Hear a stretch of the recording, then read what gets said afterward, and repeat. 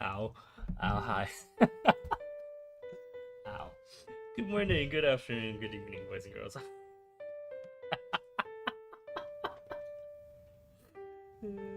Yeah, I know. I went to grab some orange juice. I came back, sat down in my chair, and immediately started being in pain. And that was exactly when our administrator started press the start streaming button. So literally the first sound most of you heard today was uh, yes. Well, no, because we were live technically on Discord, but only on like my very small um yes, on a subsection, because most of you don't deserve to see this, you know. Anyway, so today what we're going to do is torque. I've wanted to do this. Actually, we were supposed to do this yesterday, but my tablet didn't work. But now I fixed it, so we can continue, and we shall continue. Let's call it spooky action at a distance. Right? That is what torque is. Torque is the original spooky action at a distance complaint. The more modern understanding of spooky action at a distance is, of course, quantum entanglement, and our boy Albert of Einstein fame have famously essentially disparaging it because he could not bring himself to believe that that quantum mechanics was a thing. Of course, now we know for certain, absolutely certain, that quantum mechanics is correct and that Albert Einstein's original interpretation of it, where he said, spooky action at a distance and God does not play with dice, whatever, is in fact wrong, right? Like it's just wrong. And oh, actually, yeah, good point. Let me do this. Give me one moment. Just adjusting this side.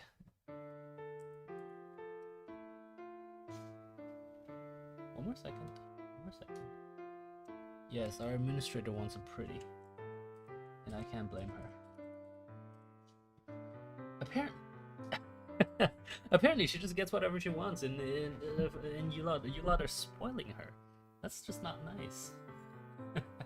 Yes, I realize she's the server's little sister, but like to some of you, she might as well be a granddaughter at this point. Like, guys, come on.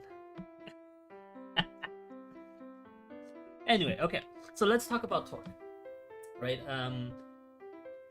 Because it's been highly requested, and by highly requested, I mean 2 people talked about it at one point, and no, that's not how it goes. Okay, so torque. What is torque? Torque. Let's say we have a gear of some sort, right? This is a terrible gear because it only has 4 teeth, but it doesn't matter. It still works. So if we try to turn this gear, oops, maybe I should make it slightly smaller. Yeah, there we go. We are imparting torque on top of it, right? So that is what it is. It's the rotation of something. And obviously we've all have seen this, where sometimes things are difficult to rotate, and if you add a lever to it, if you add something like this, and you put a force on top of that, it makes the rotation easier, right? And so the question is, how does this work? I need a different palette. Let's go with flourish.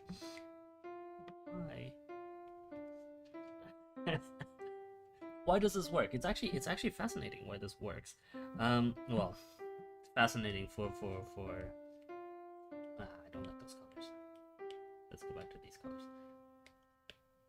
fascinating for a certain, you know, like it's not magic as much as, yes, some of you are saying.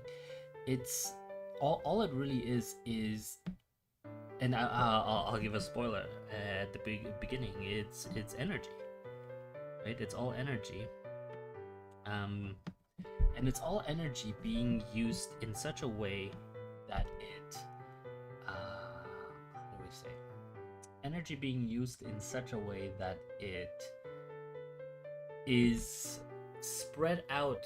The same amount of energy is spread out over a larger period of time, and therefore you need less force to do it, right? So let's remind ourselves, what is energy, right? One definition, of course, is that it's work, which is force multiplied by distance, right? F is equal to the force applied, and D is equal to the distance traveled. And this formula we often see going in a linear direction, right? Like if we're applying a force straight ahead, blah blah, all of that. It doesn't strictly matter whether it's linear, whether it's rotational, because so distance, we can have two distances. We can have one going in one direction, for example in the positive x, or we can have distance going rotationally, right? So like, actually, let me redo that. We can have distance going rotationally. Oops. Circle. Circle. Come on, circle. There we go. Come on. There we go. Okay. Or we can have distance going rotationally. So let's say it goes like this. And I'm just gonna do that. So, oops. So that we know what I'm talking about, right? It goes rotationally like this. All of this, let's call it in the positive theta angle. And it doesn't strictly matter for this equation whether distance is linear or angular, as long as because we can actually, mathematics is interesting enough that we can translate one coordinate system to another. So we can turn this into that simply by, we will actually, okay, so we can turn this into that, and we'll get there. Let's talk about angles. We'll talk about this afterwards. Angles, triangles, trigonometry, because that's important. These things underline literally all there is to the universe. Without triangles and without the sinusoids that come from triangles, but triangles themselves come from a circle, and we'll talk about it afterwards. Without that, the world, if we didn't have the mathematics for that, the world simply would not work. It's fascinating. Yeah. Anyway, okay. So let's take this and turn it into something that we can actually operate on. Right? So say I have a point. Doesn't matter what we call it. Let's call it point A. And the lever is currently sitting in this direction. And I want to move it down here. Is that going to make sense? I want to move it down here. And this is happening for some angle theta. Angle itself doesn't matter, right? Because we're not going to talk about the angle per se. We're going to talk about why torque works better the farther we are from the point A, right? So if this is our lever, let's call it this lever 2. Let's have a separate one that is basically over no, not there. Let's have, over here, and let's call it lever 1, right? And so right away, I think it becomes obvious to our reader that this distance, D1, is not the same as this distance d2. Does that make sense? Right? Yeah, exactly. And that's because this radius r2 is not the same as this radius r1, right? So even though the angle theta remains the same, the two are not the same, right? So let's say that r1 is less than r2, and so similarly d1 is less than d2, right? Does that make sense? I think it's perfectly straightforward that these two aren't the same. But now we come back to our definition of work, right? We come back to our definition of work. These two, by definition, have to do the same amount of work because we are only moving that lever by the same amount of angular rotational distance, right? Like our end goal is to rotate this point, and so that point is rotating the same whether we push on lever 1 or we push on lever 2. So the work that is done by both of these levers must be the same. This is conservation of energy. They must be the same. And so what that means is work 1 is equal to, let's say we press down on this lever with force 1, and we press down on this lever with force 2. So I'll just write work 2, force 2 d2, and force 1 d1, and these two have to be exactly the same, right? So if I now write, I'm just gonna stick to a single color now. Work 1 is equal to work 2, therefore F, that should be a 1 by the way, F1 d1 is equal to F2 d2.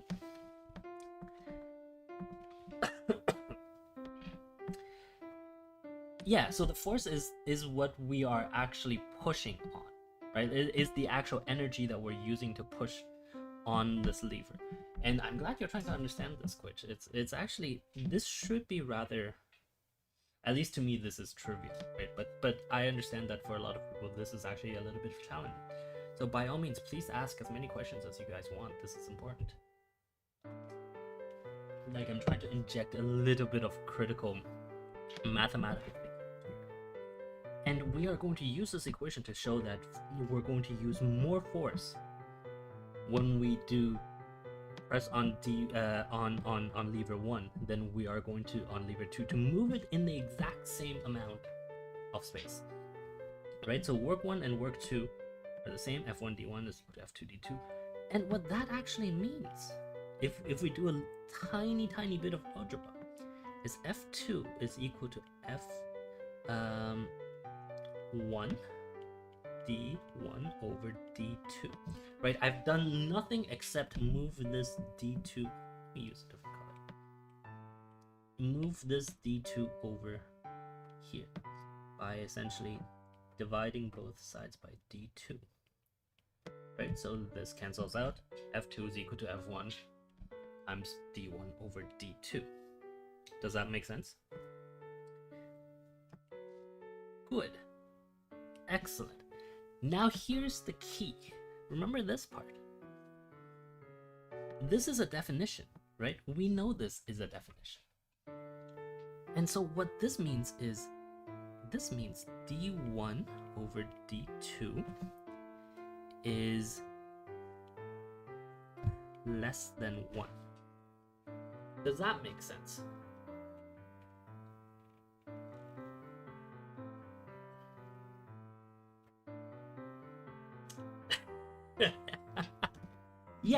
Yes, exactly, because we've already defined it, right? We've drawn this diagram, we've looked at it, and we've seen that d1 is less than d2, right? And so therefore, we intuitively, by the diagram, we can see that d1 is smaller than d2. Absolutely, right? Like there's simply no way around that. This is a fact. There is no alternative version of this fact. It simply does not exist, right?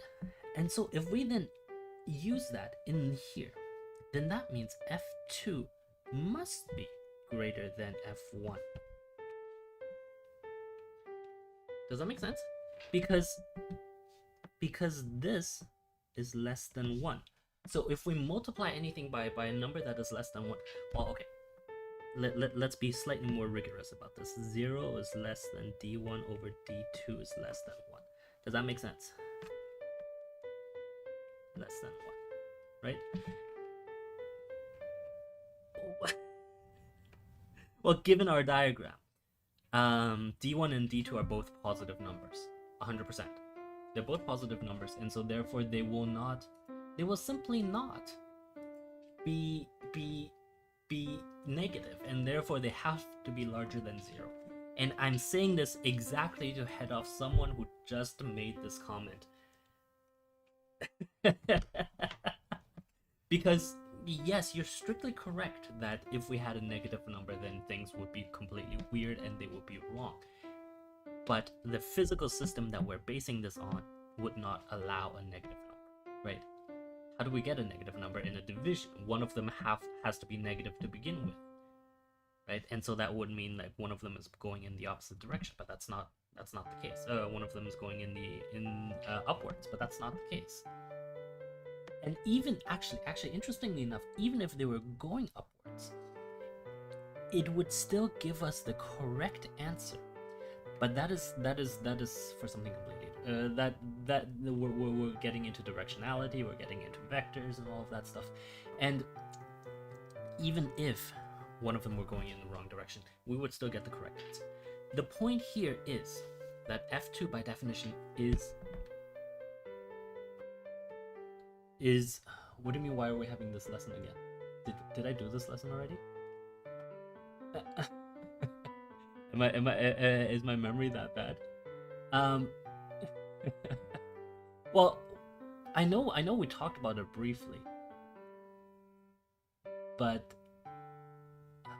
yeah, no, this is new for most of our viewers. Did we talk about this briefly? We must have. Oh yeah, we did at the beginning of yesterday. Yeah. Anyway, the point I'm laboriously trying to get to is that everything I do is laborious. Yes, I know. I'm aware. Oh, okay. Thank you, Quitch. No. Like we're simply reiterating this lesson because some of your classmates don't get it. The point of this is to then go. Is to then go back and say to 1 and go back to here and say, therefore, pushing on a longer lever is easier because we use less force.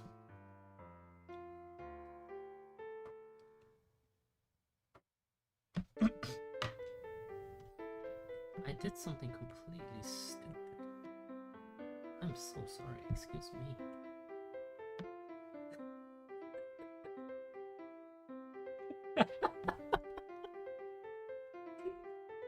I was like, wait, that doesn't work. Yes, force 2 is smaller than force 1. Yes, of course. Like the math.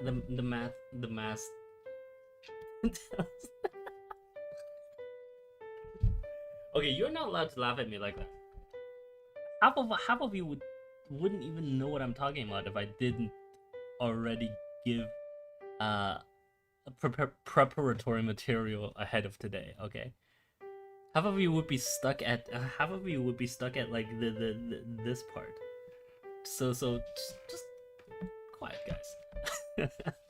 So torque, Quitch, that's a good question. Torque is the force that we use to turn a screw. And sometimes we find that it's harder to turn a screw. Or not even turn a screw. Think of it this way. Torque is also what we use to, if we're playing on a seesaw. Like all of that are angular momentum, right? So if we're playing on a seesaw and a really heavy person sits very close to the middle, and you have a very long seesaw, you're able to move a very, very heavy person with a very, very small amount of force. And that's what we're going to talk about actually here. That's what we're going to talk about here, which is that, again, if we take this drawing like this, and we call this F2, and we do this, and we call this F1. We know that F1 now, F1 is larger than F2. We are using the same energy because we are turning the same thing, right? And intuitively, I hope it makes sense that F2 spreads the same energy over a larger distance, and therefore easier, right? Does that kind of make sense? Like we are spending more distance to do the same amount of work, to input the same amount of energy into the system, and so therefore for each unit, for each, let me use a financial term, for each marginal piece of distance that we move, we use less force, right? Like each marginal increase in angle, we're using less force, and therefore we use cumulatively, we can press lighter to get the same amount of energy into the system, simply because we have more distance in which to do it. And that's where intuition and sort of like understanding of the system comes in, right? I can show you all of these equations, and we can talk about it endlessly, but at the end of the day, this is what the equations are telling us. It is that force 1 is larger than force 2 because it travels over a shorter distance. And that's all there is to it. Like it doesn't need to be more complicated than that. Like people will talk about angular momentum, blah blah blah, and all of that. That's not necessary. We deal with that exactly in the same way as we deal with basically everything else. Does that make sense?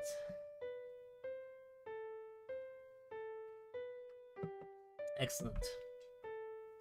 So let's talk about angles, triangles, and trigonometry, and why it's the foundations of literally everything that we hold dear, and without it we would all be dead.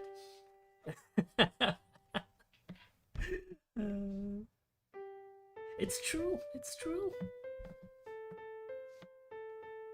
So let me just draw a quick graph, right? I really actually do like what is this am I using? Procreate, yes, because I can draw these shapes really easily. So what is a triangle? We all think we know what a triangle is. I bet you're all wrong. You are all almost definitely wrong. So what is a triangle? Let's talk about that. A triangle. Yes, I know I drew a circle. I'm not that stupid. Obviously, it's a circle. Let me get to why we call it a triangle. Ta-da! Here is your triangle.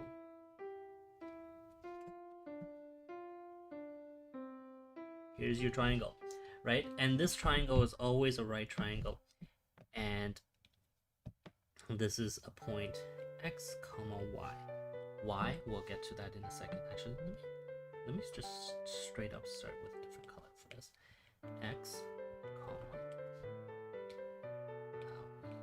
we'll use this purple. Y. Okay? Does this make sense? That's the point of x, comma, y. So what is a triangle? A triangle, well, a right triangle.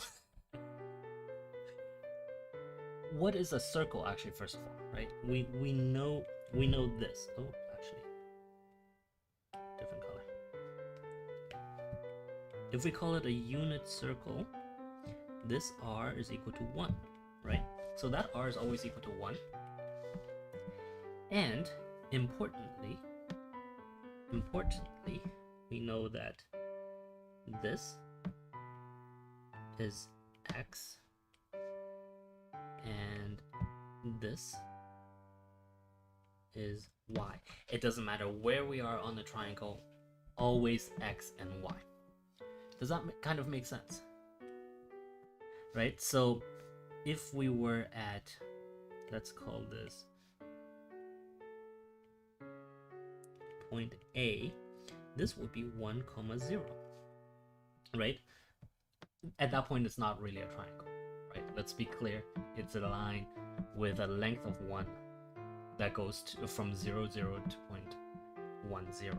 At this point, we would have, let's call this point B, 0, 1. Does that make sense? Excellent. Point C, same thing. Well, not same thing. -1, 0. I'll write it over here. C, -1, 0, and point D, 0, -1. Now, you might ask, why are these things related? They are related in a really interesting way, right? Remember your great, what is it? Sophomore, junior math in high school? Like, what is this, about grade 10, grade 11 math? And actually before, exactly, before we even get to that, right? Remember the Pythagorean theorem, c squared is equal to a squared plus b squared. In this case, r squared is equal to x squared plus y squared, right? This is, coincidentally, this is actually the definition of a circle, but that's kind of that's getting too deep into the math, right? Because essentially it means for every radius there are for the radius there's an infinite amount of answers that go both in the negative and the positive, blah blah blah blah blah blah. It is an equation with two unknowns. Yes, that's because a circle is not a function anymore, right? It's a relation, because if you draw a vertical line like this, if you draw a vertical line like this, for every x value there are two possible y values, but that's if you stay within the realm of a single value function. If you do a three-dimensional function, then it's not the same anymore, right? If your function is dependent on x, y, then it doesn't, right? Like, but that's not important. This is not what we're concerned with today. What we're concerned with is, oh, do I have to go? I mean, how much time do I have? 7 minutes. We're not gonna finish this in 7 minutes. Look at the confusion on their faces. I'm looking outside the door, and there are two people that are in the private class, and they're just staring at me like I'm stupid. This is math. What do you want from me? Anyway. So remember the equations of a triangle. Remember what was it? SOHCAHTOA, right? Sine is opposite over hypotenuse. Cosine is adjacent over hypotenuse, and tangent is equal to over adjacent. This comes in really handy, right? And this is sine theta, tan theta. And coincidentally, where is theta? Theta is right here. And why is it like that? Well, I'm glad you asked, even though nobody asked.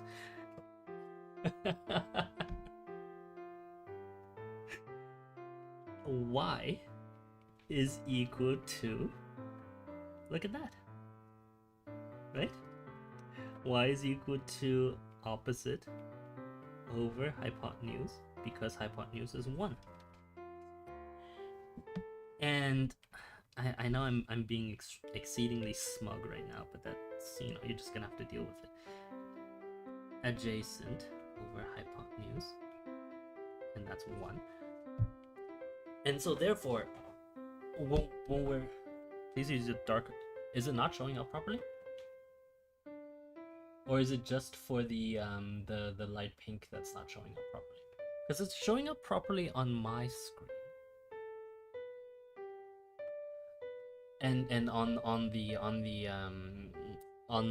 streaming monitors that I have. So perhaps it's a white not a white balance issue, but rather a inaccuracy in your screen's calibration. But yeah, I'll use a darker color next time. No worries. Where was I? I was going to talk about something profound. Oh yes. Something profound. This is important. Because these are functions that are essential, right?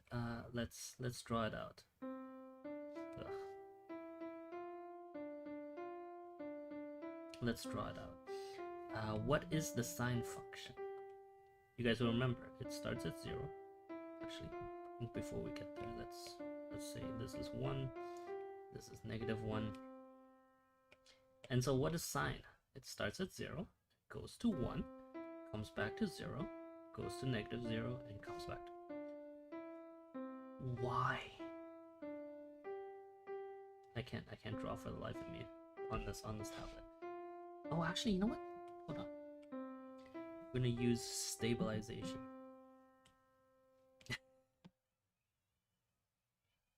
Look at that.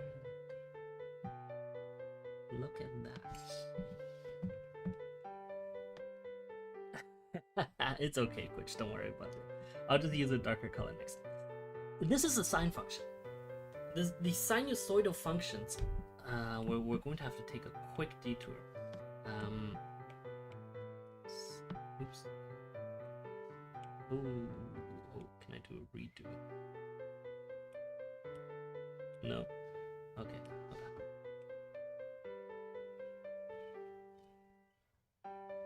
Let me draw this first. I'll draw the cosine first, and then we'll talk about it. Cosine goes from 1 to 0 to -1 to 0 back to 1. And this repeats. Oh. This repeats ad infinitum, right? So that means if you keep spinning in a circle, if you keep spinning in this circle over and over again, let's say we are going in this direction. If we go in this direction over and over again, we will this pattern will repeat for both the sine and the cosine.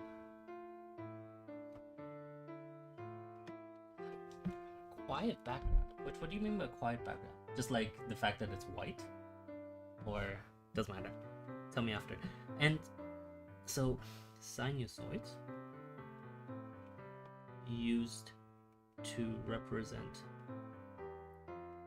everything that happens in life. Let's say engineering, at least. No, let's not say engineering. Let's say in science. It is that important. It is used in everything that we do in science. So the rotations on a wheel, how your engine works, all of these things are excuse me. All of these things are periodic. We use sinusoids to do everything that's periodic, and even things that aren't periodic, as we'll see in the future, because you can write sinusoids in a completely different way that completely takes the periodicity out of it, and it's actually really interesting. Yeah, it uses E, but we'll talk about that in the future. And so, what is this, right? Like, if you think about it, what is this? This, I'm on an eraser. this here right now, we are at theta is equal to 0, and so we're at point A. Isn't that interesting? Look, x is at 1 and y is at 0, and once we get to point B, x 0 comma 1. Once we get to C, negative 1 comma 0. Once we get to D, wait, what am I doing? I missed one. Yes, I did. Here it is. D, 0 comma negative 1. Right? And so, what is this? 1 comma 0. And so, what this means is,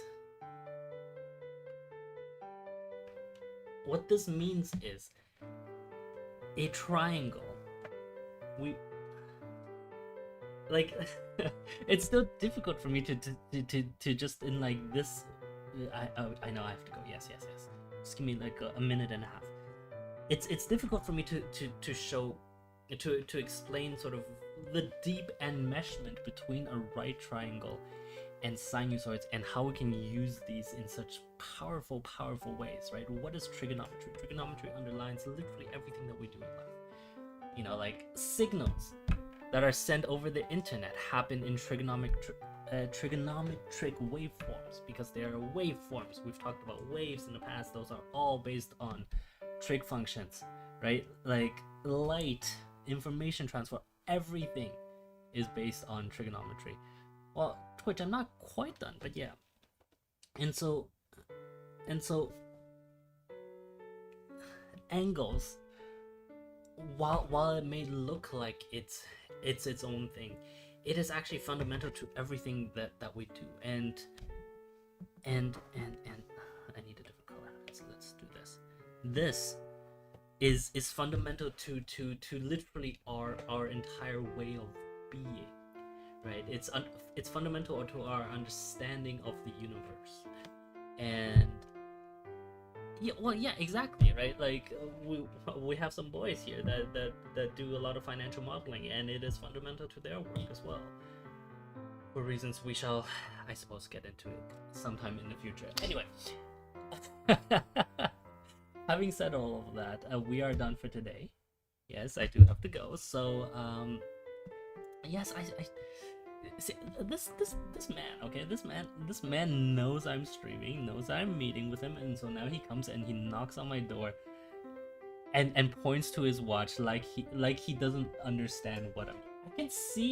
I can see my stream on his phone that he's waving at me. So I know he's listening to me both through the door and through his earpiece that he refuses to ever take off. Anyway, with that having said, we are good for today, so thank you again very much for watching. You know, in conclusion, please download Firefox, please don't do Chrome, and I have not wasted 38 minutes of your day today. Bye. I have not. I refuse to accept that I've wasted your time. At least today. Bye now.